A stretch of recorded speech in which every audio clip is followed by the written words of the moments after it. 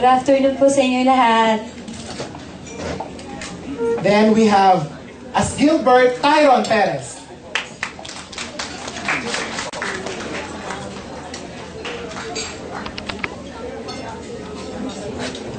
Magandang hapon po sa inyo lahat at abangan po natin ang Mula sa Puso sa Monday na po. And we also Yun yung pinakaano ko. Thank you.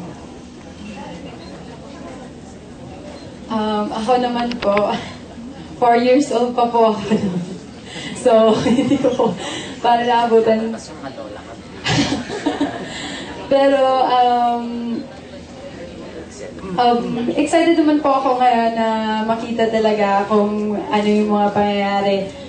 Yun nga, dito sa Mula sa Puso, ano yung mababago. Pero alam ko naman po mga few scenes doon before na ginapan nila, ano po, nila Ricky and Odin. So, yun po. Thank you.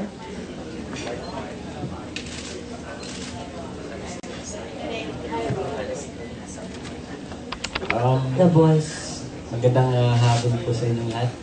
Actually po, aminin ko po sa inyo, kagaya po ng sinasabi ko kay Direk Gwen po, sa taping po namin kahapon. Nung bata po ako hanggang naging artista po ako, hindi po ako masyadong nanonood po ng TV po. Dahil sa barkada po at sa probinsya po ako lumaki. Nalalagi po ako lagi sa bukid po, kaya hindi ko po masyadong alam po yung nangyari po sa panahon na yun. Pero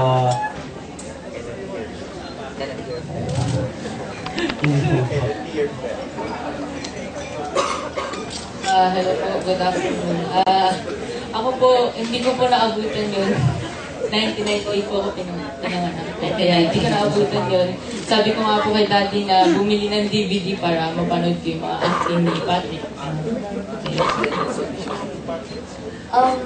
1996 po ako pinanganak and 1-year-old lang po ako nun. So, obviously, hindi ko po siya naabutan.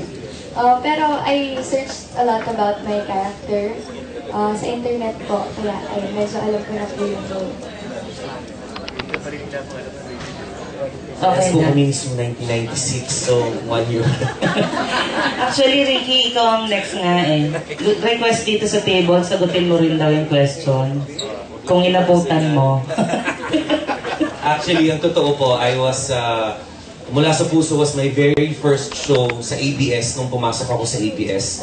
So I was the locations manager then ng Mula sa Puso. So I'm very proud to be part of this project as second unit director for Direk Gwen. I'm very proud of this project. Gulat sila sa sagot. Kasi ang akala nila, nasa Dutch Entertainment.